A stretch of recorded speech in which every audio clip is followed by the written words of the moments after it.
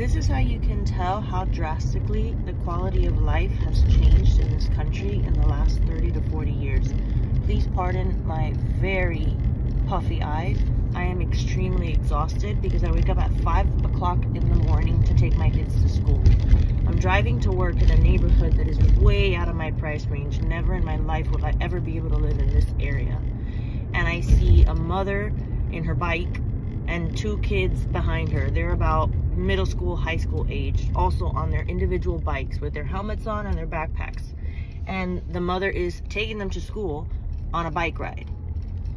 They live close enough to a very good quality school to be able to go to school on their bikes.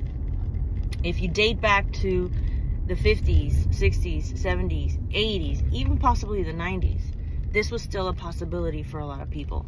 Because my mother had us in the neighborhood school. It was a school distance that was not that far away. We probably could have ridden a bike if we wanted to, but I grew up with immigrant parents, and that's not something that immigrant parents did.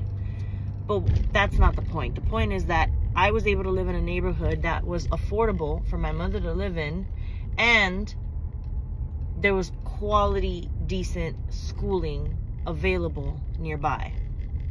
Fast forward to now. I'm a 40-year-old mother making close to six figures, but not quite. And I can't afford to live in a neighborhood that has that kind of schooling. I'm living in the same neighborhood that I grew up in. Same neighborhood. But those same schools that I went to that were once great are not anymore. They're not good anymore. In order for me to give my kids a fighting chance to get a good education so they can get into a good college and perhaps make a good life for themselves, which even that I'm starting to question is the true path to success anymore. I think that's starting to shift. But I'm still scared that if the alternative would be not going to college, that it would just be worse.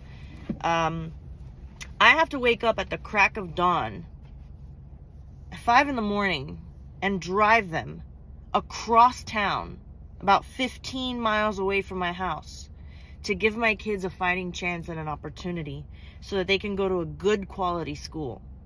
I drop one of them off. She starts at 7:20 in the morning. I drop the other one off. She starts at 8:30 in the morning, but she got dropped off today around 7:40 because the traffic apparently on Fridays is light because apparently nobody wants to work on Fridays except me. It's not that I want to, but I kind of have to. And typically she gets dropped off around 8:15, sometimes 8:30. And then I got to haul butt all the way to work, which is, if you know the state of Florida is like a long panhandle, right? State of Florida, long panhandle. I don't know if this is going to be reversed or not, but let's say this is Miami, right? All right. I live over here. My kids go to school here, and I work over here. So it is like, I wake up at 5 in the morning to get my oldest to school before 7:20. We leave the house by 6:30. I wake up at 5:15. I wake them up at 5:30. I need to snooze. I'm not one of these people who can just jump up when the alarm goes off. And so do they. So by 6:30-ish, we're getting ready to leave the house. We get to her school. It's about 7:15. She starts school. And then I drive to my other kid's school. It takes about 30 minutes. Sometimes it takes 50 minutes. Particularly Monday through Thursdays when it takes the longest. And then I come here. I'm parked now at my parking garage. And I'm about to enter work.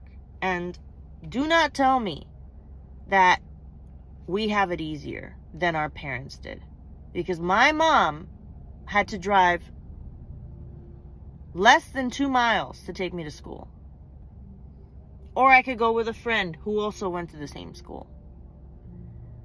Or I can go on a bus because there were bus services for the schools that are close enough. But there's no bus service to take my kid to a magnet program that is in a whole other part of town. A good 15, 19-ish miles away from my house. And my job is 20 miles from my house. Because there's no good quality jobs where I live. Because all the good jobs are in the heart of Miami, the center. Where it's more expensive to live.